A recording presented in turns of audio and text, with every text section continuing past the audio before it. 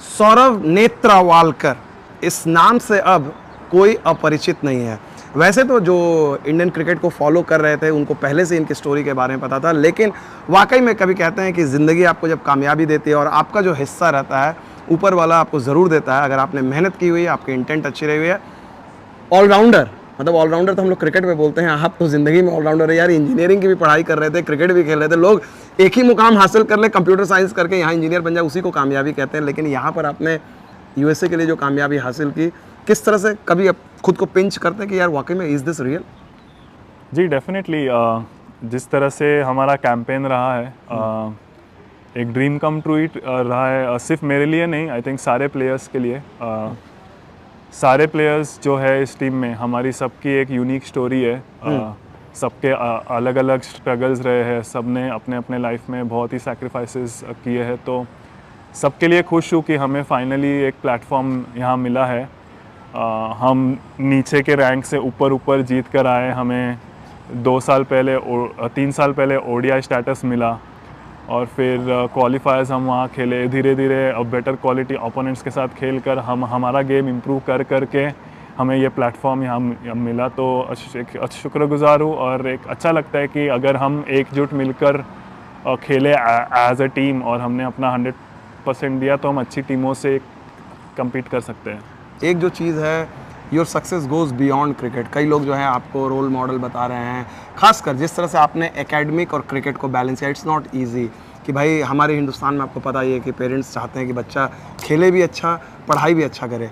आपने इसको कैसे मैनेज किया, ये जानना चाहते हैं सीक्रेट। आपने सिर्फ पढ़ाई अच्छी नहीं की, आपने पढ़ाई के लेवल पे भी एक ऐसी कंट्री जो बहुत सारे इंजीनियर्स का ड्रीम रहता है वो आपने अचीव किया, और एज ए क्रिकेटर किसी कंट्री के लिए खेलना, वर्ल्ड कप खेलना, अच्छा परफॉर्मेंस है वो भी। तो आपने दोनों को किया। How tough it has been and what, मतलब आप क्या कहना चाहोगे यंगस्टर को, एक यंग सौरभ जो आपको सुन रहा होगा उसको क्या कहना चाहोगे?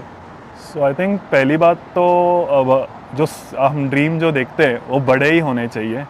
जो आपने सोचना है वो आपको सच में बिलीव होना चाहिए कि आप वो कर सकते हो।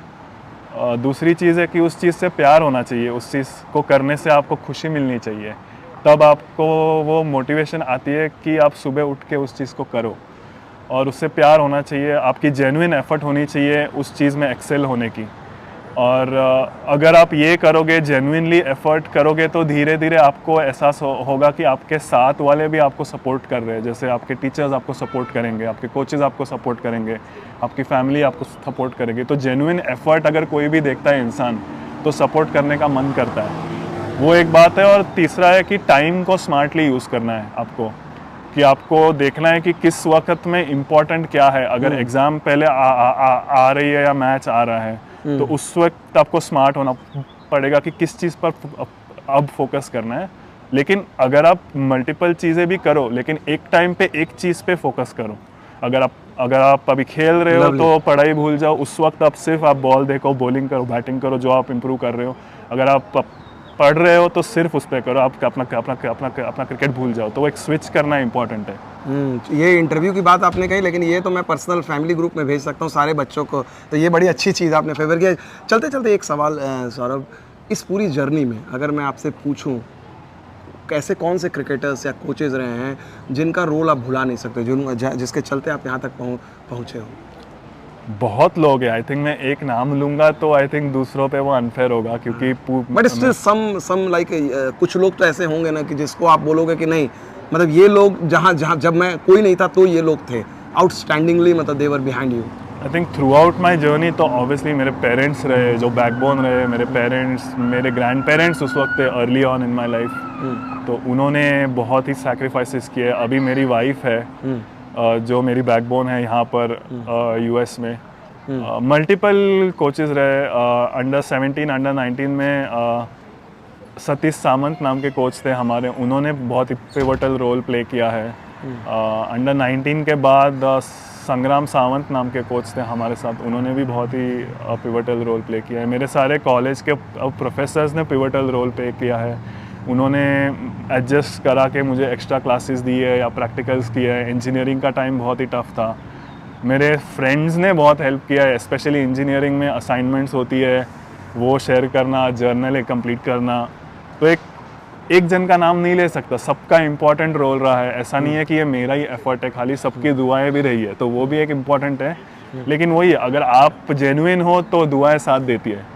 जी, लास्ट सवाल सौरभ, चलते चलते एक क्रिकेटर, वेदर पास्ट का हो या अभी कंटेम्प्रेरी हो, जो आपके रोल मॉडल रहे, ड्रीम आप उनकी तरह बनना चाहते थे, उनके बारे में जिन्होंने, एक क्रिकेटर जिन्होंने आपको इंस्पायर किया है कि भाई ये मैं तो इसकी तरह बनना चाहता हूँ। तो आई थिंक उसमें मैं अलग अलग लोगों के अलग अलग कैरेक्टरिस्टिक्स में देखता हूँ। तो आई थिंक बॉलिंग देखा जाए तो एक 3-4 है मेरे आइडल। ग्लेन मैकग्राथ है, जहीर भाई है, क्योंकि उनको मैं देखता आया हूँ मुंबई में, उनके साथ प्रैक्टिस भी करी है।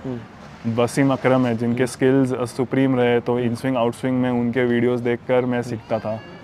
फिर लाइफ देखा जाए, कैरेक्टर देखा जाए तो राहुल द्रविड़ है, और उनसे भी बात करने का मौका मिला, वो भी बड़ी बात थी उस मैच के दौरान। तो बाकी सारे 90s 2000 की पूरी इंडियन टीम की मैं तो फैन बॉय हूँ उनका। वो मतलब मैं उनके साथ, उनको देख के मैं ऑ में जाता हूँ। तो आई थिंक हाँ, इन सब से मैं छोटी छोटी चीज़ें सीखने की कोशिश करता हूँ। एक प्लेयर में नहीं पिन पॉइंट कर सकता। चलिए, थैंक यू सो मच। यही सीखने की जो आपकी इच्छा है, सीखने की जो लगन है, शायद इसी एक क्वालिटी ने आपको यहाँ पर यूएसए में ये मुकाम हासिल करवाया है, जहाँ पर आपने अपने एकेडमिक्स करियर में भी अच्छा किया, प्रोफेशनली भी। आप क्रिकेट पे डिपेंडेंट नहीं हो और ना क्रिकेट आपके एकेडमिक पे डिपेंडेंट है। That's a very nice thing. Thank you so much for sparing your valuable time with us and wish you all the best. Thank you. Thanks a lot.